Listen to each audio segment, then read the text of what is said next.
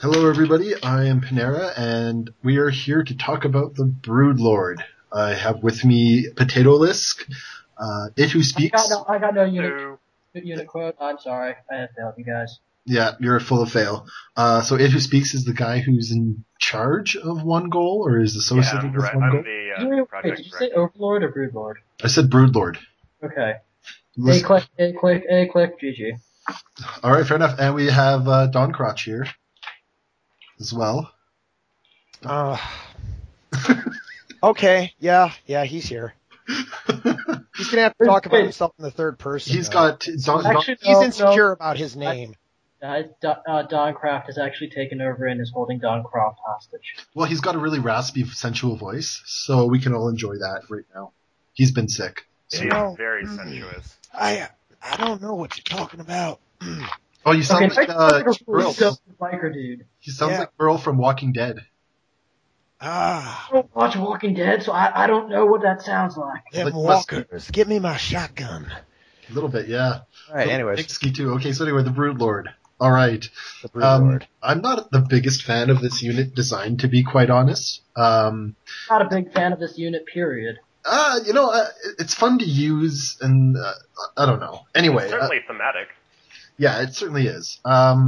It's the spiritual descendant of the Old Queen, because the Old Queen would shoot out a parasitic spore which would insta-kill any remotely biological target, even a siege tank or a dragoon. It's more closely associated with a Guardian, but... Yeah, that's... And then it would... Well, yeah, no, that's... And then it would thrust its mighty rogue I said the spiritual successor to the Queen. I didn't say the literal. The literal successor, it's definitely to the Guardian, which was the long-range aerial bombardment unit.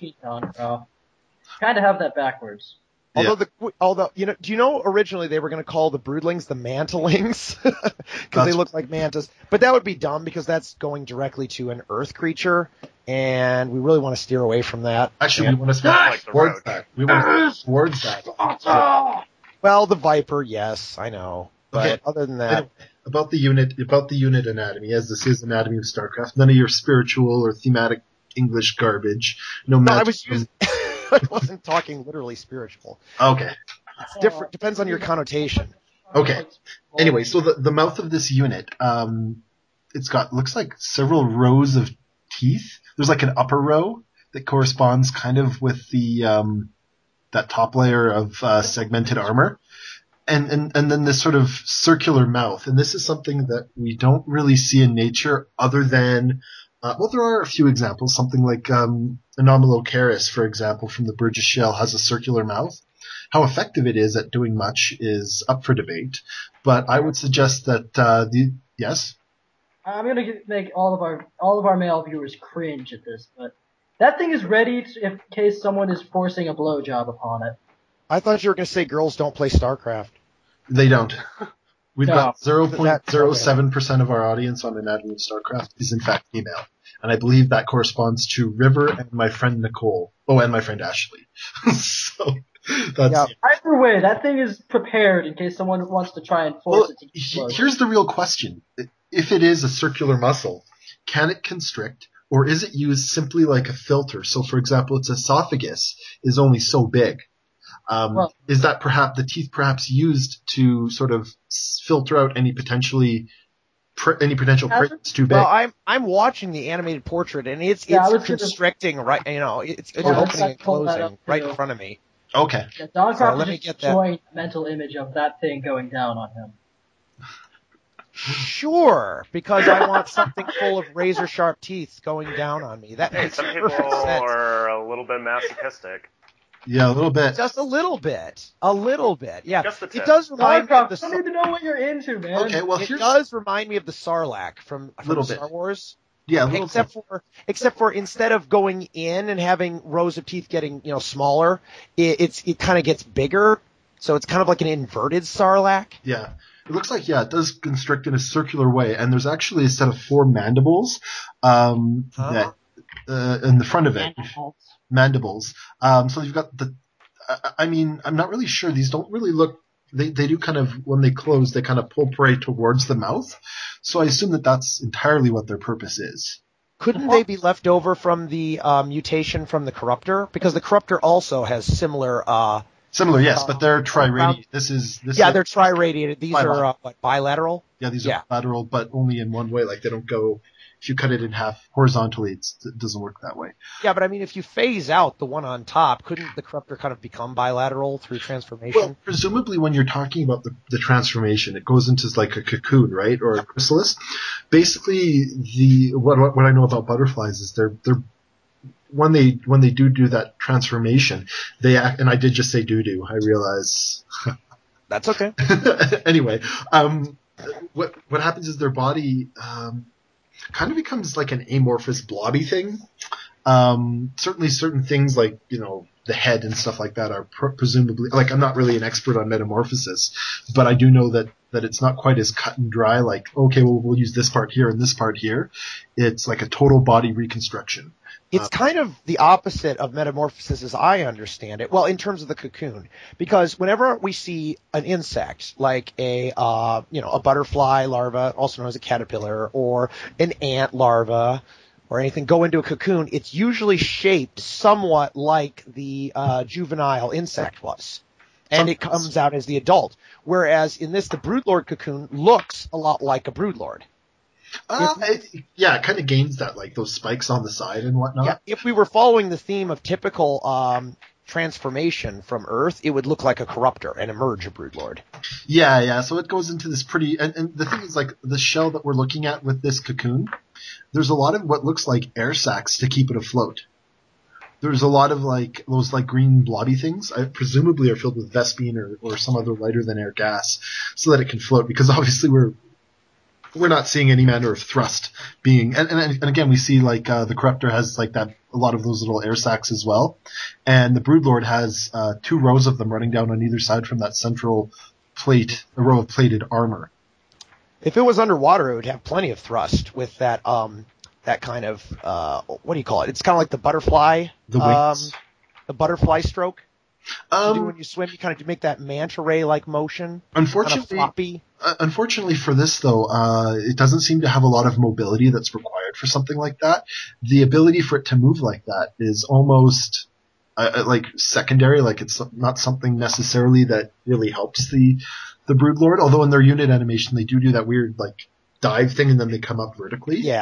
Yeah, so I don't know how, like... but I don't know how that would help in the air. Yeah, I don't really agree with that. I don't see them as being that maneuverable at all, because they aren't. So that's a problem.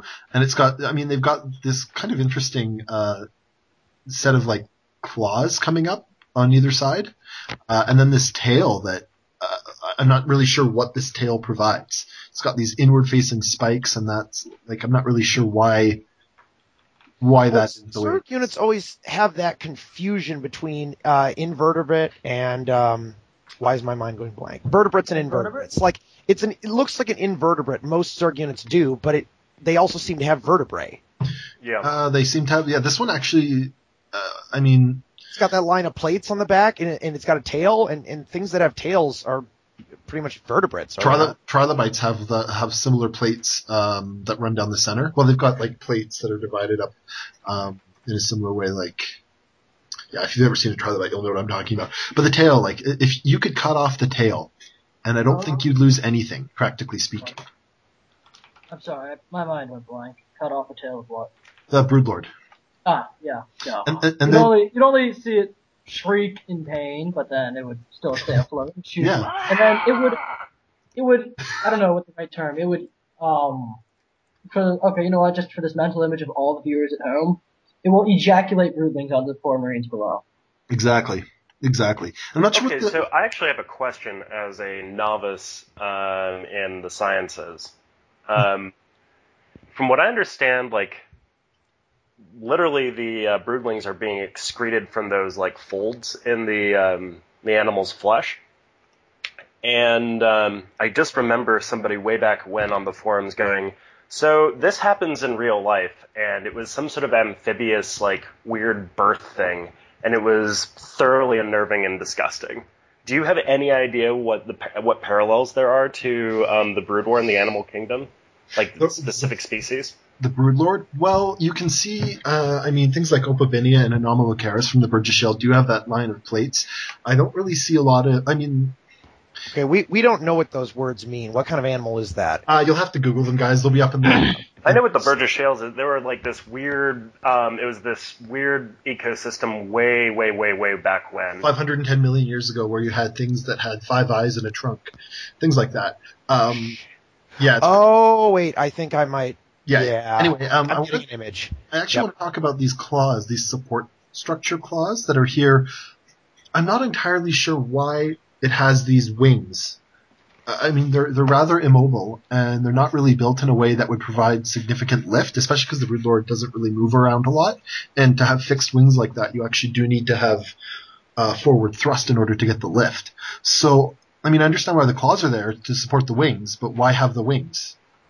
Well, the Broodlord, I mean, it's interesting how the Broodlord comes to be. I mean, the Broodlord is not from the Guardian. It's kind of similar in shape to the Guardian, but it really has very little in common with the Guardian. Has more in common with the broodlings it spawns, but the broodlings themselves are very different anatomically from the broodlings that were spawned in Brood War, which were these weird kind of asymmetrical crab-like things. And these things look like miniature manta rays with crab claws. They actually do. Continuing and completing the seafood theme of Zerg Anti-Air, or rather Zerg Air. No, seriously, you have scallops with Scourge, you have squid with Corruptors, you have manta rays with Broodlords, you have crab with Guardians. What about shrimp? Mutalisk or shrimp? Yeah, Wait. duh. Mutalisk or shrimp. There we That's go. awesome. That See? made it so much more Great. delicious. Now I just want to eat a plate of mutas. Yep. Oh, Mutawings. Mutawings. Mutawings. Could I get a Zerg burger, hold the cheese, triple Zerg burger, hold the mustard? Three Steak tossed grill rings, or 2 whatever. Mutamunches on the side, and That's in the Coke. campaign, buddy. Yeah, it is. Okay, anyway, it's interesting you would draw the comparison between the Broodling and the Broodlord. The Broodling certainly has the same mouth, has a pair of mandibles, has that similar row of armor. It even has a similar looking tail and those 2 wings as well. And it's got a little spike on the end of its wing, unlike the Broodlord, which has, 6? It's got 4. Oh, I was counting the... Huh. Yeah. But I think it's actually got 6.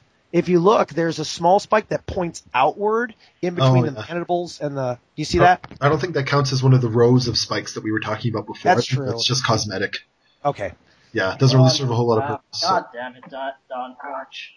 Geez, failing again. This is what happens when you major in English, people. You become a Dawn-craft. Don't do it. You don't ever want to be a Dawn-craft. It'll be a bad time. This is what happens when you don't major in anything. You can't even get people's names right. Oh, sick burn. I have 4 years. I have 2 years to decide on my major. Take your time. Pick something hard. Yeah, take your time. Take something that's sure both difficult and not easy to make money with. See, the thing is, the problem is, ever since Panera went on his massive tangent about ants in the first Anatomy of StarCraft episode I was on, I can no longer take biology seriously in the same way. Fair enough. Well, we don't want you anyway.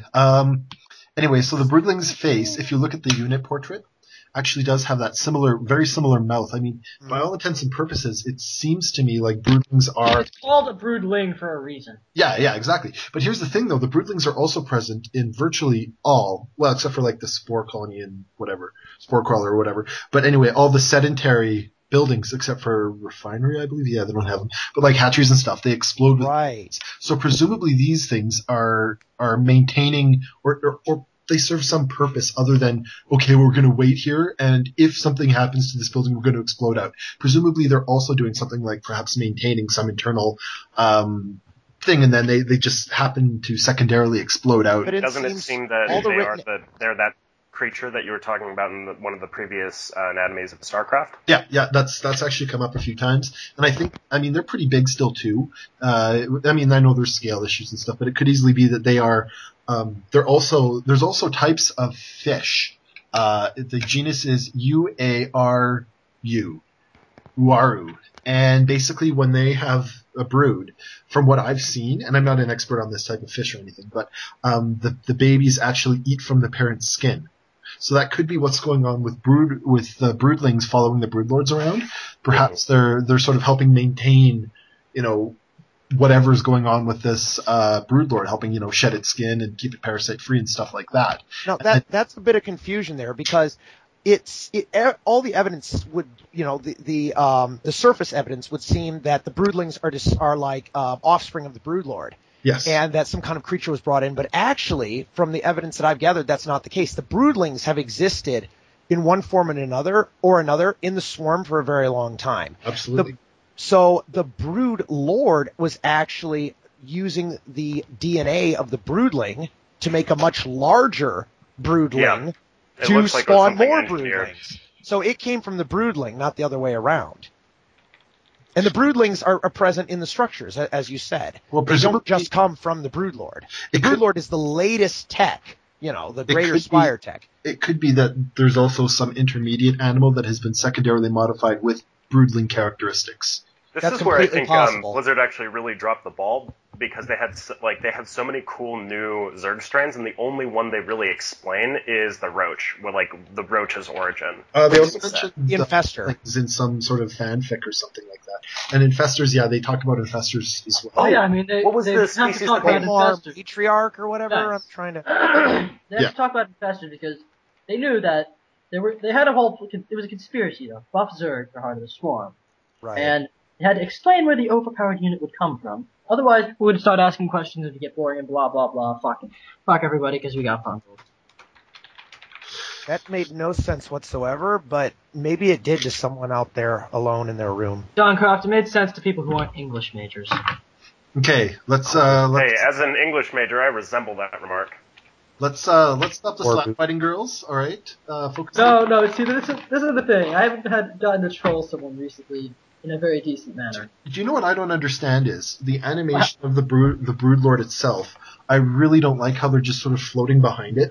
I would prefer to see them crawling on... No, that actually makes no sense. I would physically speaking, I'm going to do my Zappy impression, and because of the entanglement, it is physically impossible for it to be floating in midair behind the Broodlord because it has no movement animation.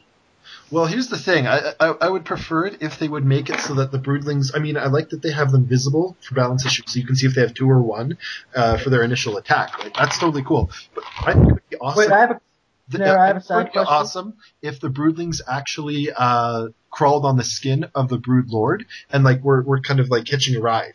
Yeah, and then they could have an actual launch mechanism, because as it is, the broodlings go, oh, there's a target, and just whoosh, and they kind of shoot off at high velocity with no interaction from the broodlord itself. All the broodlord does is fly there, and then broodlings just magically come from below it and go behind it. Yeah, it's ejaculating, like I said earlier, it's ejaculating them out. But I have a serious question. Okay. Are broodlords in any way related to ants?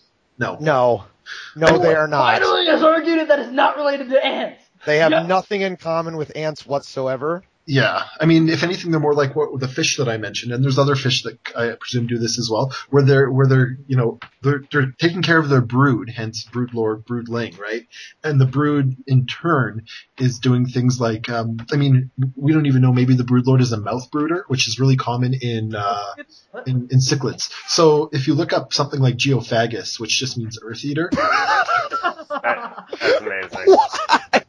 Never change science. Never change. Geophagus. Yeah, Phagus. Yeah, like a virophage. Sorry, even Don Croft started laughing at that name. You guys are immature. Anyway, probably the most mature. If you guys look up videos, there's a lot of them. There's several other genera, like Mbuna does it as well. So basically, they keep the babies in their mouth and spit them out so babies can go and feed. And then if something happens, the babies all run back into the mouth. And actually, funny side note: the Mbuna genus, as well as several other ones, the males have something called egg spots on their anal fin. And so the female, when she's collecting the eggs in her mouth, will mistake those for eggs and get a creamy surprise from the male when she gets too close. And that's how fertilization happens. Just gonna. Butthole surprise. Yeah, a little bit of a creamy surprise. So anyway, it could be that surprise facial. It could be that the broodlord is doing something similar to this, where the broodlings are not only crawling on its skin, but the young broodlings. So before they're mature or quote, big enough to attack, they're perhaps brooding inside the mouth, and presumably the broodlord doesn't do a whole lot of eating, right? Just like a lot of the Zerg. I think not, no. Yeah, so... The process you just described, I would expect that out of the Ultralisks, because have you ever seen a pack of Ultralisks accidentally flies into its mouth and... That wouldn't be a very good meal. That would be some Here's the indigestion. thing though, with the unit animation, you see the mandibles They on the move mouth. face to face across the map. They never move in any other form. Never in a line. Never in a group where there's personal space. It's always ass to face. What? The movement of the Ultralisk. I expect. See, this is what happens when you're not an English major. You don't speak English. See, Don, Well You played. speak bull crap. that's my point on the show, you fool. All right, I just removed him from the call because he pissed me off. Yep. Right. He's not terribly mature. By Potato Lisk. Anyway, so I want to talk about the mouth a little bit more. Basically, when you've got, I mean, we hypothesized that maybe this thing isn't eating, but if you look at the unit portrait and how the mouth is moving, you actually see that, I mean, yes, the constriction would be good in order to not only maintain or limit prey size because there's not a lot of mastication going on, but it also would be good for, Can you define I don't know what mastication it is. just means chewing. Yeah. Oh, okay. So basically, in the mouth, the way it closes. Don Kraft, I thought you would know that. Hold on. There we go. He's now removed from the group. He ninja'd his way back on. Sorry about that. Anyways, the way that the mandibles work is they're actually actively pulling towards the mouth. So I think that, if food, it's one of those things where, like, presumably it has to ingest material from somewhere, right? Perhaps it's being delivered to them by mutalisks, who knows? But Well, it certainly isn't coming from the creep. I can tell you that much. Yeah, they never. I mean, I don't know how in the world. Yeah, because it's got to be. It's manufacturing broodlings, which I imagine are much smaller than they are in game compared to the broodlord. Much smaller. But even so, if it's constantly firing these things out, it's gonna be getting matter from somewhere. Yeah, absolutely. We don't know where though. It's got to maintain its metabolism and whatnot. So, yeah, it's one of those things where presumably, like, if you look at the post mouth, so posterior of the mouth, where potentially the esophagus would be and stuff, there is that bulge where the armor is, right? Presumably, there's maybe a stomach or a brooding chamber in there for the broodlings, but you don't see a lot in the way of ability to hold organs, right? I mean, you've got these rows of this row of sacs on either side that presumably is what is those pustules. They look like air sacs to me. That might be what's providing, I guess, lift, because that way, I mean, otherwise the broodlord just doesn't make any sense at all. And then you've got these claws as support, right? I mean, I'm not seeing a lot of area for organs, so perhaps it is going and doing something. So essentially what you have is an organism that's designed for carrying stuff, if anything, because the core organism is probably under those dorsal plates that make up the center there. Like, you've got the head, then you've got this central dorsal plate column that ends in that crazy tail, and everything else is probably like for lack of a better term, a hanger for storing broodlings to expulge. Yeah, that's where the immature broodlings would be, and then you have the mature broodlings would maybe be on the outside, maintaining the outside as well. It could be that the immature broodlings, like, say it takes in some digestive material, right, or some food. It could be that the immature broodlings that are hypothetically inside of this chamber are actively breaking down the food. So they're the ones doing the chewing. They're the ones that are using enzymes to break down the food. And then the broodlord itself, perhaps it's only got a one-way digestive tract, where, like, let's say it takes in a human, right? Okay. It digests all the soft material and absorbs it directly through the lining of whatever this chamber is. And then, like, say it can't digest bones and armor, it could spit that out because I mean, if you've got broodlings moving in and out of the mouth, like we've hypothesized. Oh, that would explain the muscular of the mouth if it was putting waste out of the same thing it was taking in matter from. Exactly. That actually would make sense. And two-way digestive tracts actually are pretty common. They're things that we see them all over the place in nature. Like starfish, for example, do that, right? Yep. Although they actually avert their stomach into, like, say, the shell of a clam, which is really cool. it's repulsive, but yes, they do so that. Maybe the broodlord can do that. He comes up to a battle cruiser and goes, the stomach chamber. I know the sound effect is fantastic, isn't it? So I think, I mean, that said, I kind of like that about the broodlord, but I don't like the superfluous support claws. I don't like the tail, unless the tail has something to do, like, if you look at the tail, it's like like a spine with 3 paired, like, or 4, I guess, barbs. Yeah, as a 4th one, it's very short. Yeah. So if, say, on the underside of the spire, if the spire is built like a mushroom, for example, which it's kind of shaped like, if you have the gills, like, you know how mushrooms have gills where they store all their spores, if you've got, say, gills on the underside of the spire, perhaps this is how they, land. They, like, stick because their tail is rather flexible. So they stick the tail up in there, and then they flex out the barbs, which keeps it in place. And then when it's time to, go and fight, it'll raise itself up a little bit, fold in the spikes, which looks like they fold in pretty neatly, and just slide out that way. I mean, I'm just trying to give function to what I see here. So, yeah, I'm actually trying to give Dylan a chance to talk myself. I have things I'd like to add to that, but I don't necessarily. I mean, this is all. I mean, it's all really interesting. It's just something I don't have a whole lot of mastery over. So, I mean, all right. Now, see, you were a Protoss player. Yes. Did you face Broodlords much? Oh, you could say that. Okay. I mean, they're Broodlords. They're Broodlords. They're Broodlords, but they weren't always. I mean, I remember when Roach Hydrus Corruptor was the common composition. Same. And it was the Infestor that really. Oh, and that leads into the point I was trying to say. All this stuff about the anatomy of the Broodlord does go along with how frail they are for their size. Mm-hmm. Like, they're very easy to knock out with dedicated anti-air, considering their expense and their size and everything. So if they're all just a bunch of chambers all spread out and the core creature is actually relatively small, that sounds like it wouldn't hold up very well to a serious assault. Yeah, like one or two blasts with the Viking missile to the face, and the Broodlord would be rendered virtually functionless. Yeah, it would split. It could split the wing right off, and all that would bleed out, and it would probably die fairly quickly. Yes, exactly. So that part of the unit makes sense at the very least. Yeah, I mean, I'm not the biggest fan of the in-game model with the broodlings flying up, but when we do a little bit of stretching, I agree that some people will be like, oh, you don't know this, you don't know that. Well, we're trying to make it work and make it at least somewhat realistic. So yeah. Well, in closing remarks, I would say it's aesthetically based off of the manta ray, which is a real creature. Mm-hmm. It is the spiritual, and that just means. What does it do? The broodlings. It's the spiritual descendant of the queen, the old queen that shot the broodlings and was just a nightmare for sniping ground targets. And it's the direct and realistic successor to the Guardian, just long-range bombardment, air unit. And it does more from something, just like the Guardian did.